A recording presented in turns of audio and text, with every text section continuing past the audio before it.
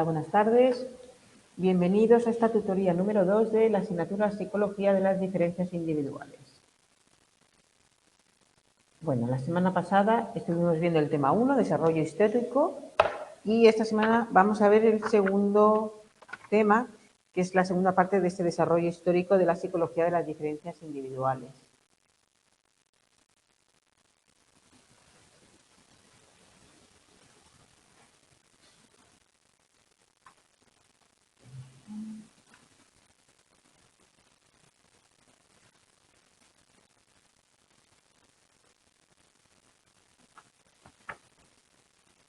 Muy bien, podemos hablar. Hola, buenas tardes, Annes, ¿qué tal? ¿Se me escucha bien? Estábamos diciendo que vamos a ver el tema 2 del manual Desarrollo histórico de las diferencias individuales.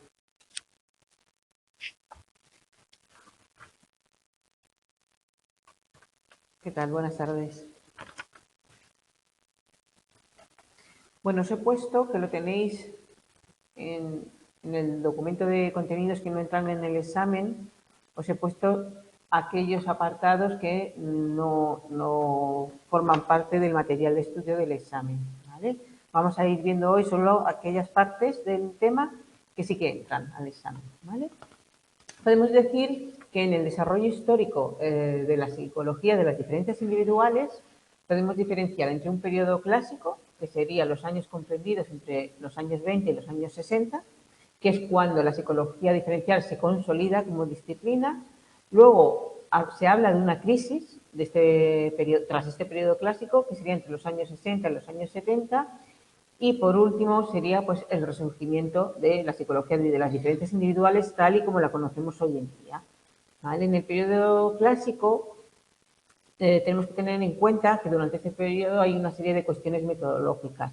En aquel momento, como vimos la semana pasada, el paradigma experimental era el que estaba acompañando, ¿no?, a la consolidación de la psicología, pero en el caso de las diferencias individuales, este paradigma no permitía abordar el estudio como se pretendía. Por lo tanto, si lo recordáis, que lo hablamos la semana pasada, se va a utilizar un paradigma diferente. En este paradigma es el paradigma correlacional, que conocéis todos, que lo que se hace es analizar la relación entre dos respuestas, entre R y R. ¿Vale? Por lo tanto, en la psicología, en estos años, hay dos paradigmas, el experimental, que es el propio de la psicología general, que es de corte experimental, que habéis estado estudiando durante estos años en las diferentes asignaturas, que busca el de corte experimental, la relación entre estímulo y respuesta. Y es el que se estudia en laboratorios experimentales, y lo que se quiere encontrar es una explicación causal, ¿vale? ¿Qué respuesta, o sea, se da una respuesta y cuál es el estímulo que lo provoca? Ese es el objetivo, encontrar una explicación causal. En cambio, en el paradigma correlacional, que es el que se utiliza principalmente en psicología de las diferencias individuales, en esta etapa clásica, ¿vale?, lo que hace es estudiar las diferencias individuales que existen en la respuesta de los sujetos ante una situación. ¿Vale? Lo que se va a analizar son cómo correlacionan las respuestas que se observan de este grupo de personas que a nosotros nos interesa estudiar. A través de métodos estadísticos, que ahora hablaremos de ellos, lo que vamos a analizar son las correlaciones existentes entre las respuestas de los individuos. ¿Vale? Hay un apartado de este tema que se llama censo psicológico y principios cuantificables que es importante tener en cuenta. ¿Qué quiere decir censo psicológico? ¿A qué nos hacemos referencia? Quiere decir, según Dassinger, que para investigar una característica psicológica vamos a necesitar pensar esa característica, pero para pensar esa característica lo vamos a tener que hacer en una muestra amplia y que sea representativa además de la población que nosotros queremos estudiar. No solo censarla, es decir, saber en esta muestra de la población quién tiene esa característica o qué porcentaje tiene esas características, sino también cómo se distribuye esa característica.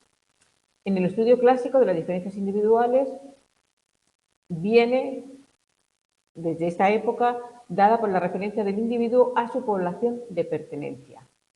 Es decir, se va a estudiar al individuo teniendo en cuenta en qué posición se encuentra dentro de su grupo normativo, ¿vale? Es cuando estamos hablando de parámetros normativos.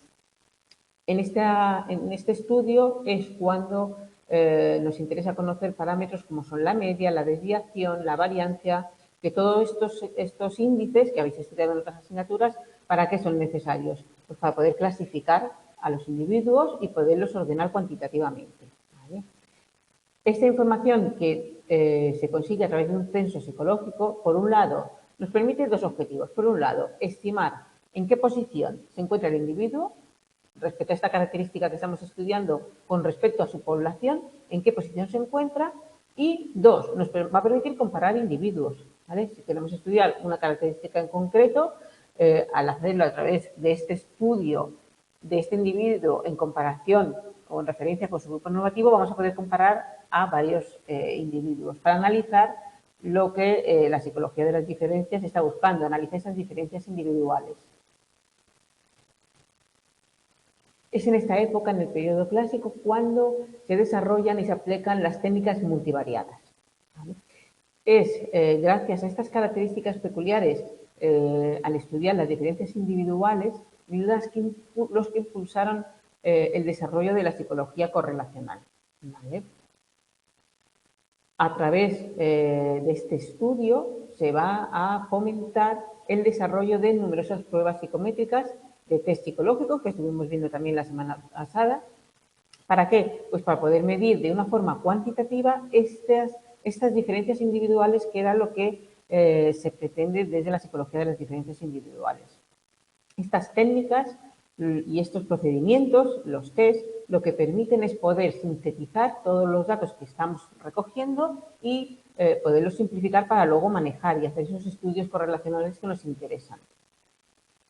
En el periodo clásico de la psicología de las diferencias individuales coincide con la introducción de la técnica que conocéis también por otras asignaturas, análisis factorial. Con el desarrollo del análisis factorial, la psicología de las diferencias se puede o llegó a consolidarse como una disciplina con una identidad propia, ¿vale? Una identidad propia como psicología científica. Hay una serie en este periodo clásico, una serie de cuestiones conceptuales y teóricas a tener en cuenta para poderos situar bien en este periodo, ¿vale?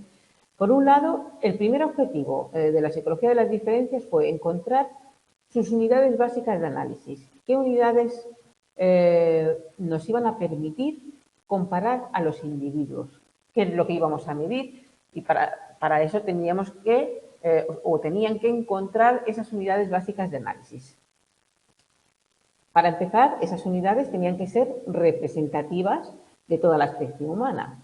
Y además, por lo visto en el tema anterior, estas unidades básicas tenían que estar fundamentadas con un origen genético y con un sustrato biológico. Para conseguir este objetivo de encontrar estas unidades básicas de análisis, se recurre al análisis factorial y gracias a esta recogida de datos y a la utilización del análisis factorial es cómo surgen los modelos psicométricos o estructurales, tanto de la inteligencia como de la personalidad. Iremos viendo también a lo largo del manual. Estos modelos pretenden, a partir de estas correlaciones que se encuentran en puntuaciones de los sujetos, conseguir una serie de información. Determinar cuántas y cuáles son las dimensiones o unidades básicas, como estábamos diciendo, para poder estudiar las diferencias individuales, ¿vale? Una vez que se recogen las relaciones que existen entre las respuestas, recordad que estamos en el método correlacional, el análisis factorial lo que nos va a permitir es saber si estas relaciones están producidas por factores latentes no observables. Estos factores latentes no observables son los rasgos, ¿vale? Y lo que nosotros pretendemos al recoger estas respuestas de los sujetos y utilizar la técnica de análisis factorial es saber si las relaciones que se dan estas respuestas se producen por estos rasgos. Recordad, los rasgos son factores latentes no observables, ¿vale? Por ejemplo, puede haber una serie de respuestas que se correlacionan, ¿vale? Que una persona sude, voz entrecortada, agitación. Todas estas respuestas Cuando las analizamos con el método de análisis correlacional, vemos que están relacionadas entre sí, ¿vale? Si todas estas conductas están relacionadas entre sí, lo que a nosotros nos interesa es mostrar que todas ellas son representativas de un rasgo. Hemos dicho que un rasgo es un factor no latente. ¿Y de qué rasgo estaríamos hablando aquí? Si tenemos todas estas conductas de nerviosismo, taquicardia, temblor, todas estas respuestas que se relacionan, porque se dan en la misma persona en un mismo momento, ¿con qué rasgo podría relacionarse? Con el rasgo de ansiedad. El rasgo ansiedad como tal. Hola Julia, ¿qué tal? Buenas tardes. El rasgo de ansiedad como tal no es observable. Lo que nosotros observamos son esas respuestas que se correlacionan unas con otras, ¿vale? Entonces, esto es lo que se pretendía desde la psicología de las diferencias individuales, encontrar esas unidades básicas para poder establecer esos rasgos de personalidad que todo el mundo tiene en una medida o en otra.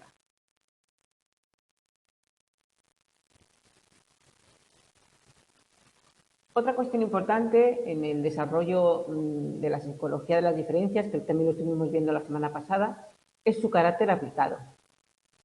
Los logros que se alcanzaron al estudiar las diferencias individuales mostraban que tenía un enfoque muy próximo, como veíamos en la tutoría anterior, a los intereses y a las necesidades de la sociedad en ese momento, ¿vale? De hecho, la psicología en general, ¿vale? Muestra una bifurcación clara. Por un lado tendríamos la psicología académica o básica, que sería con un corte experimental, generalista y teórica, y luego estaría la psicología aplicada, que está vinculada a la profesionalización de la disciplina psicológica tal como la conocemos hoy en día, ¿vale? Vamos a ver los 5 o 6 puntos importantes en este periodo clásico en el desarrollo de la psicología de las diferencias individuales, ¿vale?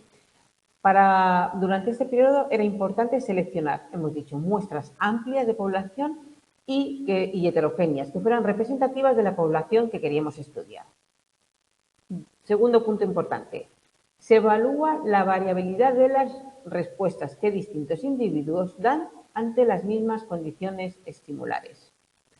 Se utiliza metodología multivariada, especialmente el análisis factorial, y las unidades o dimensiones significativas para diferenciar psicológicamente a las personas se les llama rasgo, ¿vale? Que la semana pasada estuvimos viendo que fue cuando se acuñó el término rasgo. Otro punto importante, la perspectiva internalista. En este periodo clásico está este enfoque en el que se considera que las disposiciones personales eran de carácter hereditario, con una base fisiológica, y que tenía un carácter universal en toda la especie humana. Es una época en la que hay un desarrollo de los modelos psicométricos de rasgos que estudian la estructura del constructo, tanto en inteligencia como en personalidad. Y hay un claro potencial predictivo en las áreas aplicadas como el rendimiento académico o profesional de las personas. Pasamos al siguiente punto, que es la crisis. Una vez que la psicología de las diferencias se consolida, en los años 60 y 70 aparece una crisis. Principalmente esta crisis ocurre por dos factores. Por un lado, fue por el cuestionamiento que atraviesa la metodología correlacional, la metodología correlacional y factorialista. Y otro de los factores importantes que desembocó en esta crisis fue la separación definitiva y también necesaria de otros ámbitos disciplinares relacionados con la psicometría y los test mentales, ¿vale? La psicometría y los test, digamos que se bifurcan de una manera diferencial a la psicología de las diferencias individuales. Vamos a ver esas críticas que recibe la psicología de las diferencias en su etapa clásica y cómo se va respondiendo a esas críticas para llegar a la psicología de las diferencias a día de hoy. Una de las críticas principales a la psicología en esta primera etapa, la etapa clásica, fue el reduccionismo simplista. Había una simplicidad de objetivos, lo acabamos de ver. El objetivo era unas pocas dimensiones básicas y con esas pocas dimensiones básicas que se estudiaban se quería dar cuenta de todas las diferencias existentes entre las personas, entre la especie humana. Podemos ver que el objetivo era muy simple. También se le criticó su reduccionismo metodológico. Los métodos tradicionales de la psicología diferencial se resumían así. Se mide un rasgo, se asigna a cada individuo de un número correspondiente a su situación dentro del grupo al que pertenece, según ese rasgo. Se estudia la significación de cada rasgo relacionando un conjunto de medidas con otro conjunto de medidas. Se busca el origen de estas diferencias encontradas. Por lo tanto, era bastante simple la forma de estudiar las diferencias individuales. Afortunadamente, la evaluación de la psicología de las diferencias se decantó por la negación de esta forma tan simple, ¿no?, de buscar respuestas y fue a favor de una mayor flexibilidad y un acercamiento mucho más rico de la realidad del sujeto que estábamos estudiando. El ser humano es mucho más complejo que tal como se estaba estudiando. Para poder encontrar esas diferencias individuales se tenían que alejar de esta forma de estudiarlo tan simple. También se le criticó a las técnicas del análisis factorial.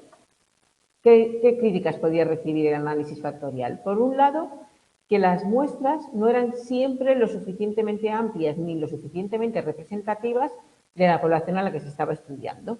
Y tampoco eran lo suficientemente heterogéneas, ¿vale? Recordad que hemos dicho que en esa época era importante utilizar muestras suficientemente amplias, representativas y heterogéneas, pero en verdad no siempre eran con esas tres características lo suficientemente amplias.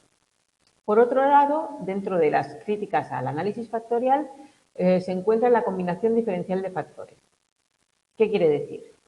Que de la misma manera que dos personas pueden resolver un mismo problema, pero utilizando distintos procesos o estrategias, podríamos tener idénticas puntuaciones de dos personas, pero estar basadas estas puntuaciones por diferentes capacidades. No, las dos personas, aun obteniendo la misma puntuación, no quiere decir que las dos hayan utilizado la misma capacidad, ¿vale?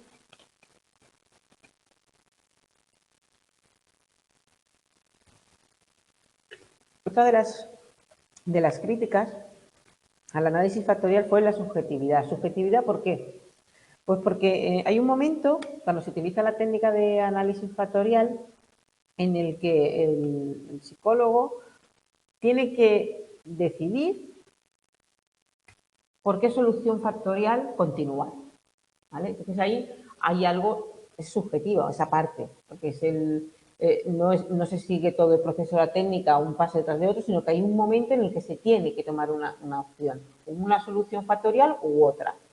Y, lógicamente, esto crea cierta subjetividad para este tipo de técnica. Otra crítica fue la circularidad al que supuestamente conduce el análisis factorial. ¿A qué hace referencia? A que los rasgos son etiquetas que pueden describir a las personas, ¿vale? ¿Qué podemos hacer con estos rasgos? Podemos hacer un listado de las conductas representativas que tiene ese rasgo, ¿vale? Por ejemplo, alguien es alegre porque es extrovertido, pero en verdad no nos está diciendo nada más, no nos está diciendo qué procesos ocurren para que se den esas diferencias, solo nos está diciendo que alguien es alegre porque es extrovertido, alguien es extrovertido porque es alegre, ¿vale? Por lo tanto, esta técnica no sirve para verificar hipótesis causales. El análisis factorial solo tendría una utilidad exploratoria en una primera fase para poder ver cómo se relacionan los datos que estamos estudiando. No nos daría una explicación causal. Sí que es cierto que más adelante, entre los años 50 y 60, se sustituyen procedimientos en la técnica que van a permitir realizar una rotación ortogonal y oblicua que tienen más precisión y menos subjetividad. Esta subjetividad de la que estábamos hablando, de tener que optar por distintas soluciones factoriales, con estos avances que se hacen en la técnica, reducen esa subjetividad, ¿vale? Llega un momento que o se hace una rotación ortogonal o se hace una rotación oblicual dependiendo de una serie de condicionantes. En este caso se le pasa a llamarse análisis factorial exploratorio, que es el que se conoce como el clásico. Y en los años 60 se desarrolla el análisis factorial confirmatorio, que tiene muchísimo mayor poder explicativo que el clásico y permite comprobar si un conjunto de datos que hayamos tomado, gracias a este análisis factorial confirmatorio, nos permite comprobar si los datos se ajustan a un modelo teórico del que hayamos partido. ¿Vale?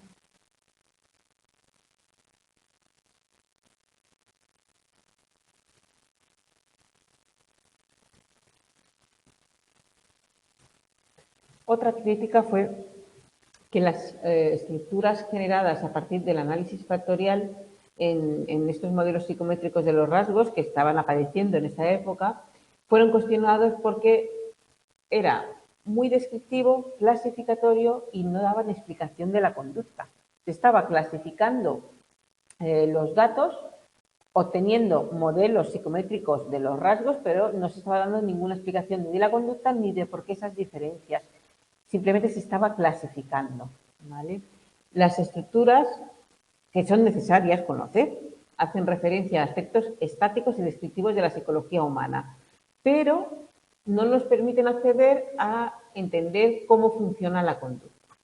Digamos que es un primer paso, ¿no? Conocer la estructura de la personalidad para luego poder acceder a entender cómo funciona y por qué se da esa conducta o esa personalidad.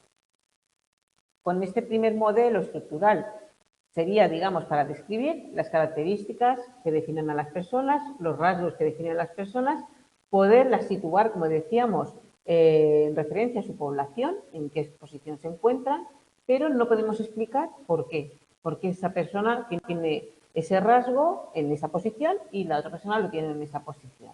¿Vale? Es por esto, esta crítica no es en contra de estas estructuras estáticas, que hay que conocer, sino que es necesario que la psicología diferencial ampliara sus objetivos, ¿vale? Y que no solo se centrara en esas estructuras, sino que también sus objetivos fueran conocer los procesos que se dan, los procesos psicológicos que subyacen a esas estructuras, ¿vale? Sería abrir, ampliar el objetivo para ir a una vertiente más funcional de esas estructuras que previamente hay que analizar, ¿vale? Otro punto importante en esta fase es el paso del personalismo al interaccionismo. Lo comentamos un poco la semana pasada. Como decíamos al principio, durante este periodo clásico hay una concepción personalista e internalista de las diferencias individuales, ¿no? Las diferencias individuales se deben, la causa es interna, no es externa, sino es externa, está dentro del individuo.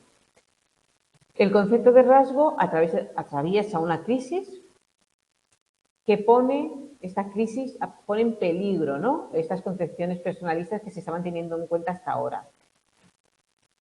En esta crisis juega un papel importante las críticas que recibió de parte de la perspectiva del situacionismo, que cuestionaba que esa importancia que se daba a los rasgos frente al valor de los estímulos no era, o sea, estaban justamente en el otro polo. Mientras los internalistas consideraban que el papel importante de la conducta estaba dentro del individuo y lo importante era conocer los rasgos, desde el situacionismo, la importancia, el papel importante de por qué se da una conducta, de por qué se da una personalidad, tenía que ver con los estímulos situacionales. ¿Vale? Pero, creo que todo esto lo habéis visto en alguna otra asignatura, en los años 60 aparece el modelo interaccionista. Este modelo interaccionista lo que plantea es que la conducta está determinada, tal como decían los personalistas, por factores personales o, en su momento, como se le llamaban, rasgos, por las características situacionales, como dice el situacionismo, pero que sobre todo la parte más importante del por qué las características o el comportamiento de una persona era la interacción entre las características que tiene una persona, esos rasgos que tiene y las características que se da en esa situación. ¿Vale?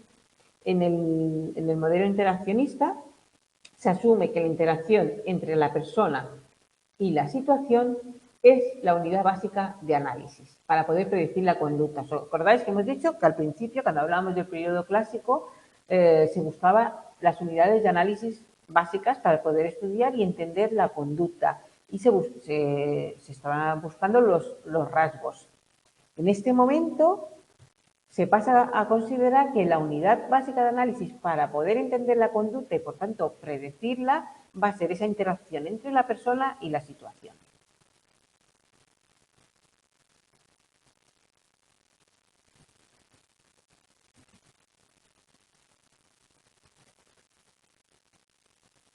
Vamos a ver ahora unos conceptos que no sé si los tenéis o son nuevos. Se trata de consistencia, estabilidad y coherencia de la conducta. Volvemos un momento a la concepción clásica de la psicología de las diferencias individuales. Desde esta concepción se plantea que para la definición de un rasgo tiene que existir una estabilidad temporal. Quiere decir, una estabilidad es que se va a dar la misma conducta en un periodo de tiempo, ¿vale? El otro requisito para un rasgo era la consistencia transituacional. ¿Qué significa? Que el comportamiento se va a producir en el mismo comportamiento en distintos tipos de situaciones. No quiere decir esto que las personas actuarán siempre de la misma forma, pero que mantienen su identidad en contextos diferentes. Es decir, si una persona es sociable, va a ser sociable en el trabajo, va a ser sociable en casa, va a ser sociable con los amigos. Si es ansiosa, igual. Será ansiosa en diferentes contextos, en el trabajo, en el colegio. Esto es lo que se entiende por consistencia transituacional, ¿vale? Y recibe una serie de críticas. Las críticas a esta consistencia del comportamiento, es decir, esta consistencia que una persona ansiosa va a ser ansiosa en todos los contextos. Recibe una serie de críticas y se empieza a hablar de un concepto nuevo que es coherencia en el comportamiento. Se deja esa consistencia criticada y esa estabilidad temporal y se pasa a hablar del concepto de coherencia en el comportamiento, en el que lo que se entiende es que las personas van a presentar conductas similares ante situaciones percibidas intraindividualmente como equivalentes. Es decir, ya no hablamos de esa consistencia transituacional, hablamos de coherencia en el comportamiento. Esa coherencia es que las personas van a tener esas conductas parecidas, similares, no en situaciones similares. Fijaros bien que no hablamos de que sean situaciones similares, sino que sean situaciones que la persona las percibe como similares. Es decir, una persona puede presentar ansiedad, siempre va a presentar ansiedad ante situaciones que esta persona en concreto perciba como equivalentes. Puede ser que un paseo por el parque y una entrevista de trabajo, en esas dos situaciones que objetivamente parecen diferentes, ¿no? Paseo por el parque, una entrevista de trabajo, esa persona puede ser que le despierte la conducta de ansiedad, las conductas que hacen referencia a la ansiedad. Y es porque esa persona las percibe las dos como situaciones con miedo. Puede ser que en el parque tenga miedo a encontrarse con un desconocido y en una entrevista de trabajo a la interacción con una persona desconocida. Porque en las dos situaciones, aunque sean diferentes, él las percibe como equivalentes, ¿vale?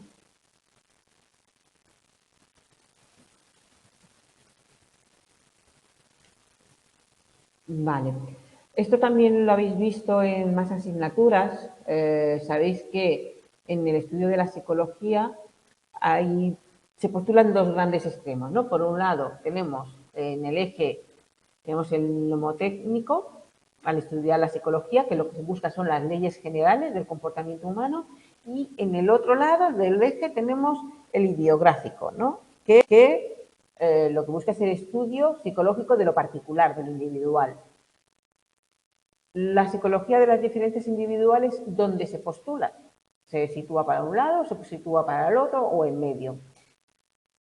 Por un lado, Alport, ya en 1937, defiende que la investigación en psicología diferencial respondería a un acercamiento nomotético, pero con pretensiones menores que la psicología general. La verdad es que hasta ahora muy pocas dimensiones parecen cumplir con los requisitos que les permiten ser consideradas categorías universalmente significativas. Es decir, estas categorías universalmente significativas serían que son compartidas por todos los seres humanos y presenten todos los modelos de rasgos. De hecho, en todo el estudio de dimensiones que se ha ido haciendo durante todos estos años, solo hay dos dimensiones, ¿vale? La habéis estudiado también, extraversión y neuroticismos, que son comunes a todas las taxonomías de rasgos de personalidad que se han ido estudiando y desarrollando, ¿vale? Existen dos criterios para defender cierto grado de universalidad en las dimensiones. Primero, tiene que tener un origen constitucional y genético. Y segundo, la afirmación de que para todo lo que existe hay una palabra que lo nomina. Esta es la hipótesis de los modelos factoriales léxicos, que lo veremos más adelante. El objetivo de la psicología de las diferencias individuales es estudiar al individuo en situación. Por un lado, solo al estudiar ya al individuo en situación, vemos que ya hay un nivel de generalización menor, ¿no? Que cuando buscamos esas leyes generales. Tiene un carácter, tiene un objetivo de carácter bibliográfico, la psicología de las diferencias individuales, que es conocer al individuo. Pero para poder llegar a ese conocimiento del individuo, la psicología de las diferencias individuales se va a valer de medios nomotéticos, ¿vale? Que estos medios, como sabéis, pretenden atrapar las leyes básicas de esta diferenciación individual.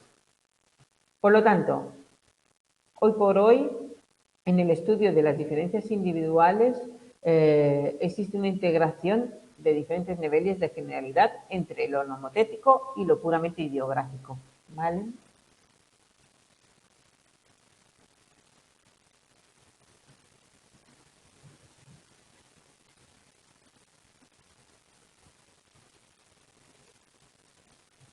Bueno, ya hemos visto la primera etapa, la etapa clásica, luego la crisis, y ahora vamos a ver qué perspectivas actuales hay en el estudio científico de las diferencias individuales.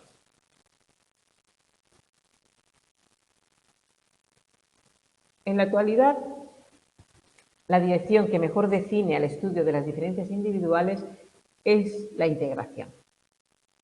El interés por la integración viene a través de tres vías. Por un lado, se pretende la integración de objetivos y de métodos de investigación, tanto descriptivos como explicativos. La principal crítica de estudio clásico de las diferencias individuales reside en la posibilidad de que solo en el recurso de las técnicas correlacionales posibilite el estudio de las relaciones funcionales entre fenómenos, es decir, el estudio, como lo que hemos visto hasta ahora, a través de las técnicas correlacionales, no nos permite un nivel explicativo del por qué la conducta. Podemos conocer por qué se relacionan dos fenómenos, pero no saber el por qué, que es lo que la ciencia busca, ¿no? Ese nivel explicativo. Pero si tenemos en cuenta que si establecemos un orden cuando se realiza una investigación, ¿vale? Se puede hablar de un primer estadio. En este primer estadio sería esa parte que hemos dicho de labor taxonómica, que sería de carácter descriptivo y clasificatorio. Ese primer estadio es necesario, ¿no? Conocer cómo se clasifica y cómo se describe la personalidad de las personas, por ejemplo, los rasgos. Esta primera parte sería uno de los procesos dentro del proceso de investigación. Esta labor que se ha estado haciendo, taxonómica y estructural en el ámbito de las capacidades intelectuales, parece ser que ha sido completada actualmente, ¿vale? Ya lo vendremos viendo también en otros temas. En cambio, esta labor de clasificación y descripción en la esfera de la personalidad, el campo presenta una fuerte, considerable, hasta hoy, Igual que en el área de las capacidades intelectuales se puede decir que ha sido completada esta labor taxonómica, en el campo de la personalidad sí que hay, que lo veremos también más adelante, hay un modelo llamado el modelo de los 5 grandes factores que sí que se ha hecho y que muchísimos autores coinciden esa labor taxonómica de la personalidad. ¿Vale? Principalmente vamos a ver en ese estudio durante todo el cuatrimestre, en ese estudio de las diferencias individuales, vamos a ver esas diferencias individuales en el área de la inteligencia y en el área de la personalidad. ¿Vale? Eso sería el primer estadio cuando se inicia una investigación. El segundo estadio, aquí el objetivo cambia. Aquí queremos conocer los procesos, queremos explicar por qué se dan esas diferencias. Aquí es cuando se establecen los modelos explicativos y cuando se va a poder desarrollar una auténtica ciencia de las diferencias individuales. Por tanto, ambos procesos, ambos estadios son necesarios. Un primer estadio y en el que se haga esa clasificación de esas capacidades intelectuales y también de esos rasgos de personalidad, y un segundo estadio en el que se va a buscar los procesos y los modelos explicativos, ¿vale? Para poder llegar a esa ciencia que se pretende en el estudio de las diferencias individuales.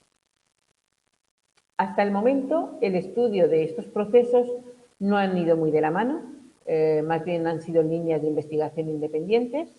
Sí que cabe resaltar la labor de Eysen, quien defiende que estos dos estadios que acabamos de ver, el descriptivo y el explicativo, es importantísimo para poder sistematizar de una forma científica ese estudio de las diferencias individuales, ¿vale?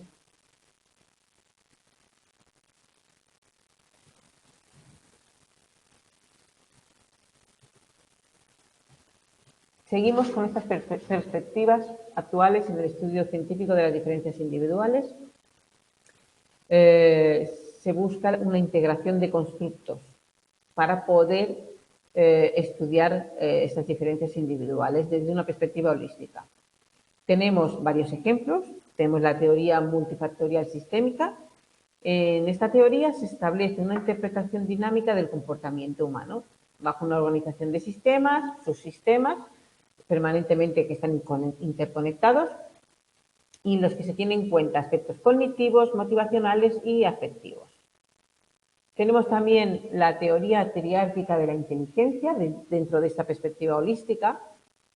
Sería aquí dentro del marco de las capacidades cognitivas, ¿vale?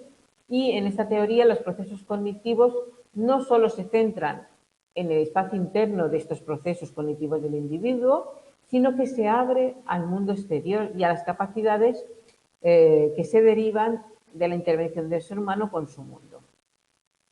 Son 4 aportes de cada una de estas teorías. Veremos más desarrollada algunas de ellas a lo largo de los temas, ¿vale? Luego, Michel y Schoda proponen un marco unificador e integrador de dimensiones y procesos. Se le llama sistema de procesamiento cognitivo y afectivo. Y, por último, la integración disciplinar de la investigación en diferencias individuales bajo una concepción más unificadora es el objetivo de la psicología de las diferencias actualmente, ¿vale? La disciplina muestra un acercamiento con otras áreas o ramas de la psicología experimental, la psicobiología también, la psicofisiología, para poder enriquecer todos los conocimientos desde otras áreas.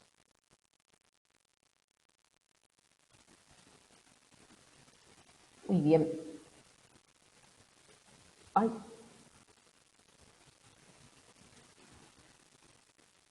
Vale, quería ahora que hicierais este test de repaso, lo quería poner aquí, pero esperad un momento porque no me deja copiarlo, no me deja pintarlo. A ver, un segundito.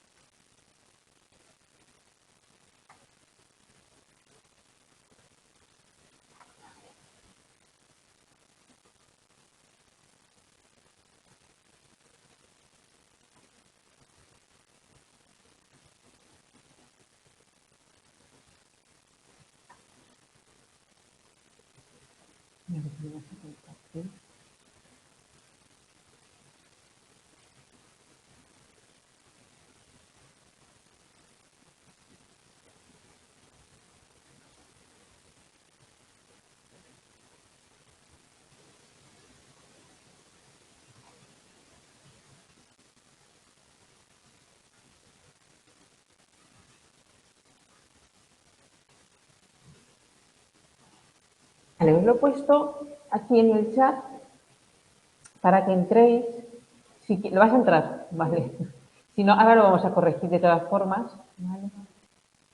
O, si, es muy cortito, son 9 preguntas. Os doy 5 minutitos si queréis. Lo hacéis y lo corregimos juntos, ¿vale? Si os he puesto el código QR, a lo mejor es más fácil que con el enlace más rápido.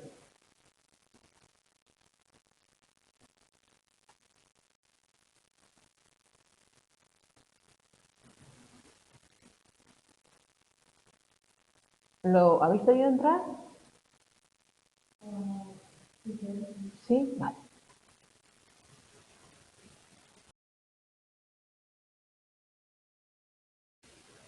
Bueno, me pongo en silencio, ¿eh? Os dejo 5 minutos.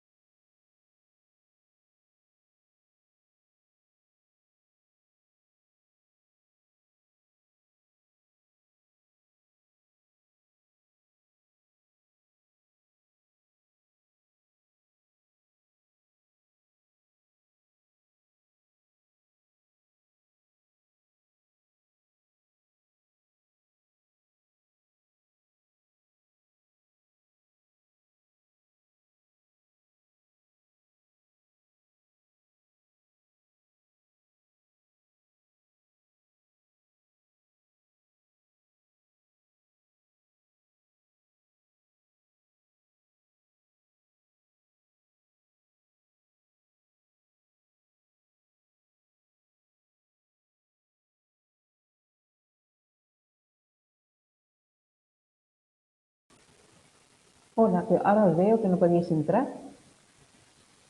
¿No habéis podido entrar? Aquí la compañera que hay en clase sí que ha podido.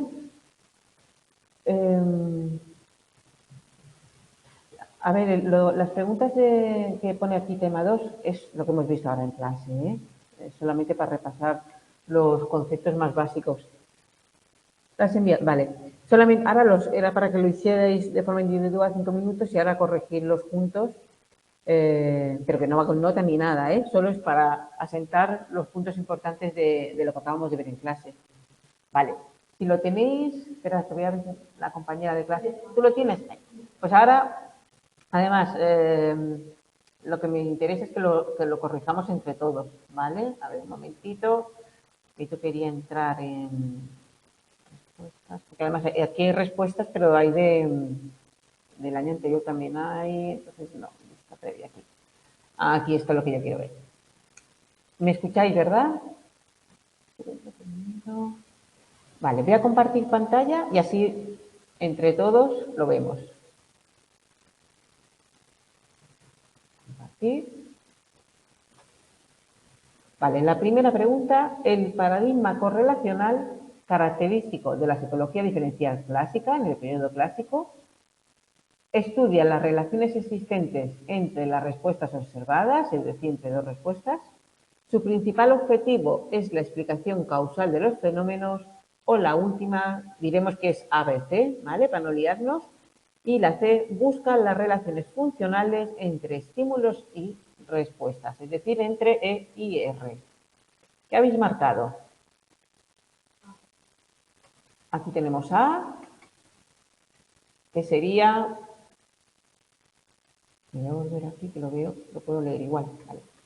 Que sería estudia las relaciones existentes entre las respuestas R y R. ¿Correcto? Eso es, perfecto.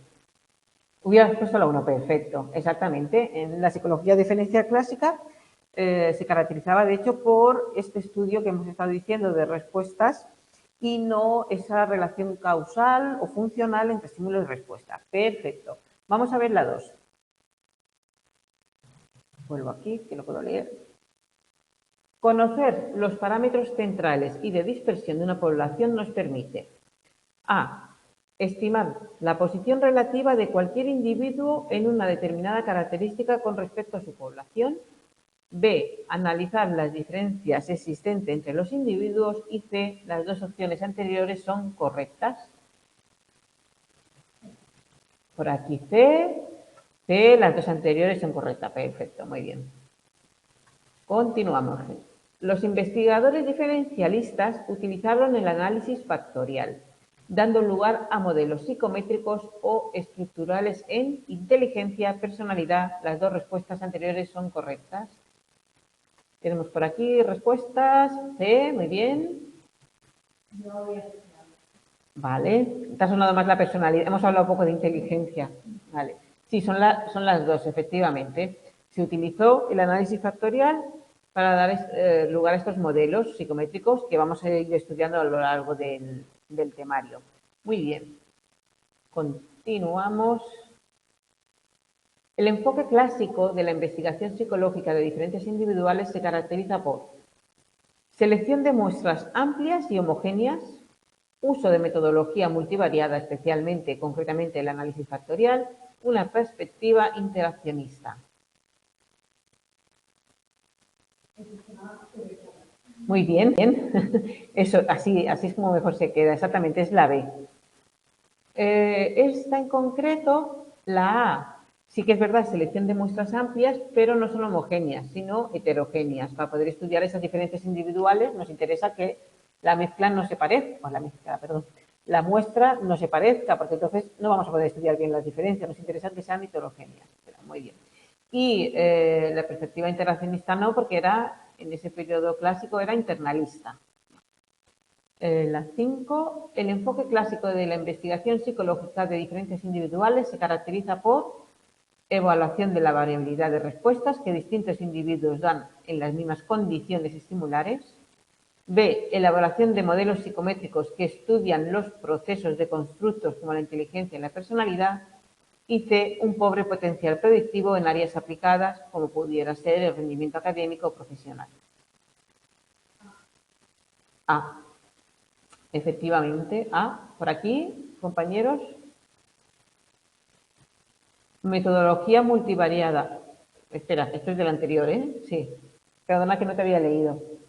Un momento. Vale. La B va con un poco de trampa, ¿vale? Sí que se elaboran modelos psicométricos, hemos dicho, pero no estudian los procesos. Lo que estudian son las estructuras, ¿vale? Para estudiar es la evaluación de la variabilidad de respuestas que distintos individuos dan en las mismas condiciones estimulares. ¿Vuelvo? ¿Alguna duda? Perfecto, muy bien. Muy bien. Y las 6 aspectos de la psicología diferencial clásica fueron especialmente cuestionados: la simplicidad de objetivos, el reduccionismo metodológico. Las dos respuestas anteriores son correctas.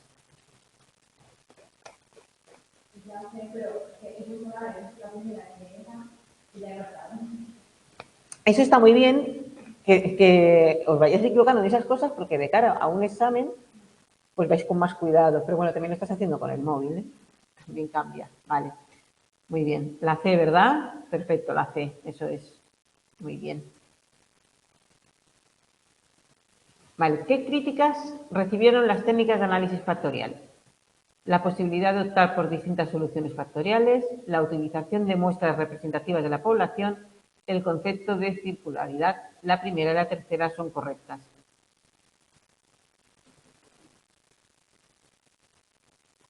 Aquí, la C.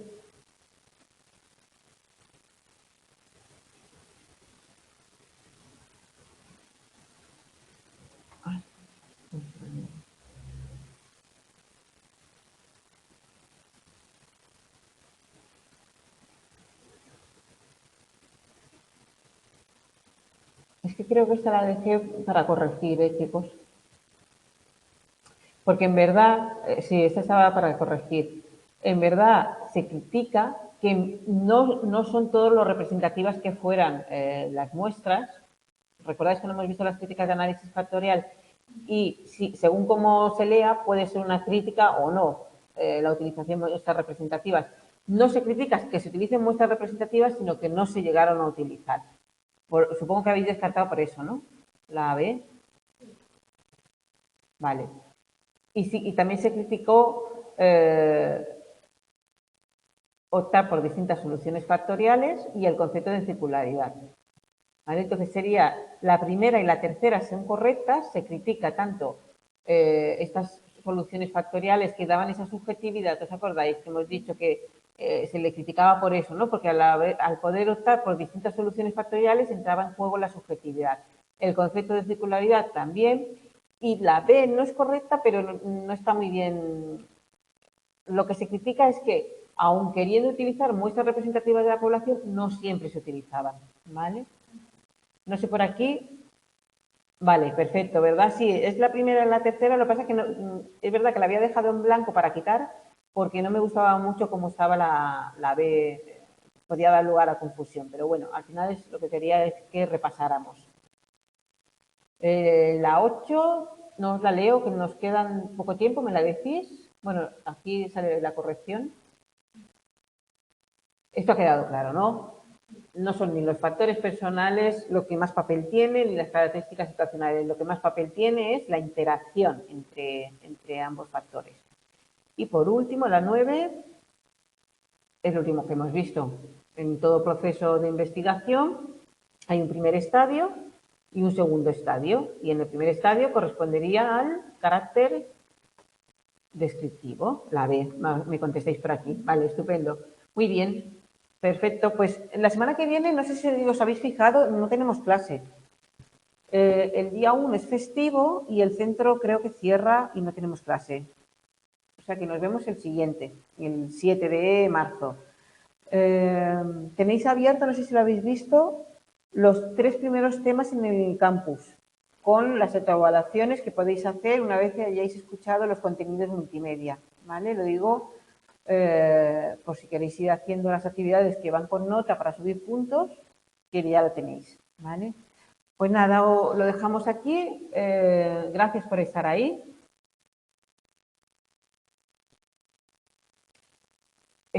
Pues yo creo que el día 7 de marzo es la primera evaluación.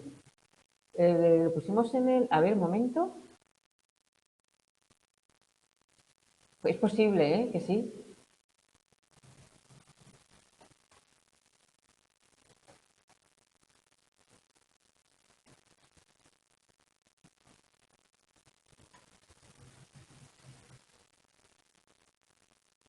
...6 de marzo.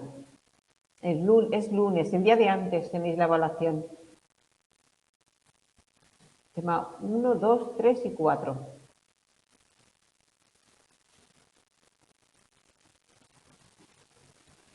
La tenéis, sí, el día 6, exacto, un día antes de la clase.